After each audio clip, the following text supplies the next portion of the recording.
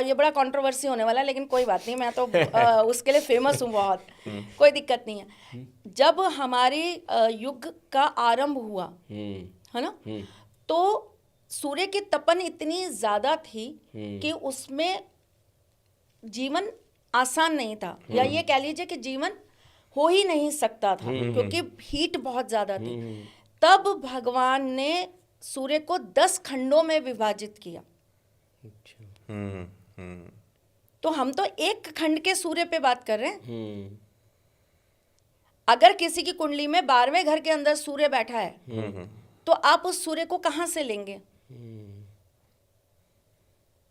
तो हम जब बात करते हैं ज्योतिष की, तो ज्योतिष के लिए आपको पहले ग्रहों को समझना है। ग्रहों को समझने के लिए वो ग्रह बने कैसे, उनकी प्रवृत्ति को समझना है। अब अगर मैं बात करूं कोई शनि प्रधान व्यक्ति, आपने गुरु की ही बात की कि आप ज्योतिष के अंदर गुरु का बहुत बड़ा रोल है। गुरु की अगर हम बात करते हैं, बृहस्पति कौन थे? देवगुरु। हाँ, तो उनका भी तो अपना बैकग्राउंड था। बृहस्पति की जो बिटिया थी वही तो कुरु वंश की शुरुआत की कारण बनी, क्योंकि वो ही ययति से ब्याही गई और वहीं से कुरु वंश आरंभ हुआ।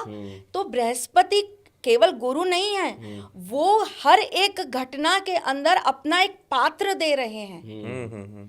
जब आप ये चीज समझेंगे तो आपको ये समझ में आएगा कि आपके कुंडली में बैठा हुआ गुरु आपके गृहस्थी के अंदर हर एक घटना को बनाने और बिगाड़ने का कार्य करता है। कितना इजी है ना ज्योतिष सीखना? नहीं इसलिए नहीं है, क्योंकि देखिए सीखना तो फिर आसान है। इसको तो 2 चीज़ों में, एक तो सीखने को वो कंप्यूटर वाला सीख लेंगे, रेमेडीज भी आ जाएगी, और वो भी एक अब आज के दौर में जो चल रहा है उसमें ये भी कहता है कि दोस्त चिंता मत करो, मैं तुम्हें उपाय बताती हूँ या बताता हूँ। तो वो सब नहीं है बात। ये देखिए उपाय और विश्लेषण में फर्क होता है।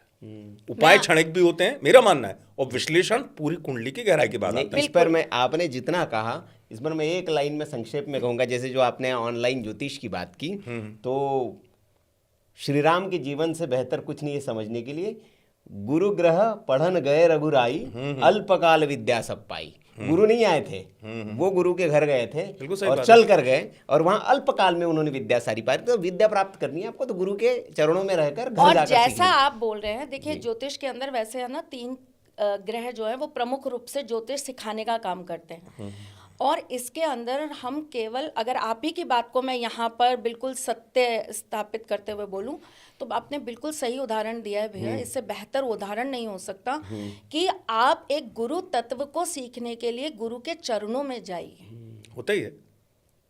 जब तक आप गुरु तत्व को सीखने के लिए गुरु के पास नहीं जाएंगे, तब तक आप उस विद्या को पूर्ण तरीके से ग्रहण नहीं कर पाएंगे। ये तो हुई एक बात। मैं जो टेक्निकल बात आपको बता रही थी वो ये बता रही थी कि जैसे मेरे सामने, मैं एक नर्सरी क्लास की स्टूडेंट हूँ। अब मेरे सामने एक बच्चा जो बहुत चंचल है, बहुत जल्दी जल्दी उसकी एक्टिविटीज है। एक बच्चा जो बहुत डल है, बहुत धीरे धीरे सीखता है।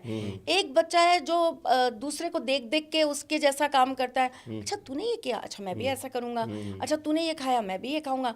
उसने सिप्पर उठाया, उसने भी सिप्पर उठा लिया, है ना, अपने दोस्त को देखकर एक्टिविटी करना।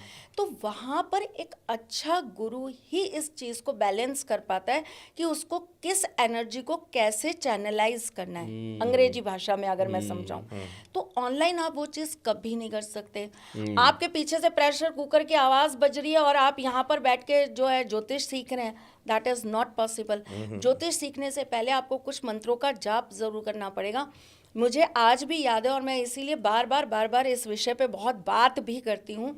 जिस दिन मुझे शुक्र पढ़ाना था मेरे बाबा को, मेरे बाबा ने मुझे एक मंत्र दिया और उन्होंने बोला ये मंत्र जो है तुम्हें 1008 बार इसका जाप करना है। 1008 बार जिस दिन तुम्हारा जाप हो जाएगा उस दिन मैं तुम्हें शुक्र पढ़ाऊंगा। आप सोचिए कि अगर मैं 5 वर्ष में वो नहीं कर पाती तो वो 5 वर्ष मुझे शुक्र नहीं पढ़ाते।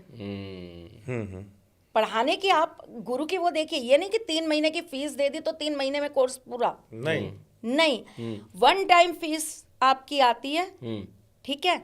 उसके बाद आपकी इच्छा है आप गुरु के लिए रोज छाछ लेकर आओ, आपकी इच्छा है आप चाहे घर से बना हुआ अचार लेकर आओ, वो तुम्हारी इच्छा है। फीस 1 टाइम आती है, लेकिन जिंदगी भर मैं तुम्हारा गुरु हूं। जब तक मैं जिंदा हूं, जब तक तुम जिंदा हो। गुरु शिष्य ये है, यही परंपरा वही होती है गुरु शिष्य की। अब उन्होंने मुझसे ये, अच्छा वो जो मंत्र था थोड़ा टिपिकल था, वो मुझसे सही उच्चारित नहीं हो रहा था, मैं तो झूठ उच्चारण नहीं का बोलती। बड़ा महत्व होता है, बहुत मंत्र में। महत्व होता है। अब मैं बारी बारी कहीं त्रुटि कर रही थी तो मैंने उनसे कहा आप मुझे कोई सरल मंत्र दे दो, मैं नहीं कर पाऊंगी। अच्छा, मेरे साथ एक थोड़ा सा प्रॉब्लम भी है, मैं कोई चीज़ अगर मतलब बहुत कॉन्शियसली किसी काम को करूंगी तो मैं अटकती हूँ, बोलने में भी अटक जाती हूँ। तो मैंने उनसे, मेरे बाबा से बोला, मैंने कहा मुझसे नहीं हो रहा। उन्होंने, आप बिलीव करिए, उन्होंने मुझे एक पेड़ के आगे खड़ा कर दिया, उन्होंने मेरी मदर को सख्त इंस्ट्रक्शन दिया, हमारे आंगन का पेड़ था, उन्होंने मेरी मम्मी को कहा ना खाने को दोगी ना पीने को दोगी, जब तक ये करना ले। जब तक ये सही 108 मंत्र इस पेड़ के आगे ना बोल दे।